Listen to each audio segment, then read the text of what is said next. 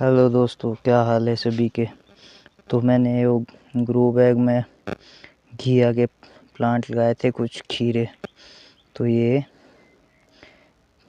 Germinate हो रहे हैं और ये खीरे के है, आस्ते आस्ते जर्मिनेट हो रहे हैं। और ये भिंडी और ये पुदीना, मिंट बोलते हैं जिसको।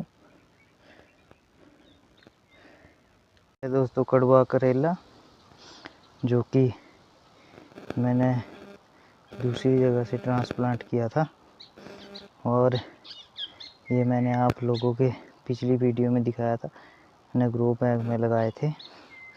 ये अच्छे से ग्रो हो रहे हैं इसमें। और ये है अचार की मिर्चें, जो कि तीखी नहीं होती है।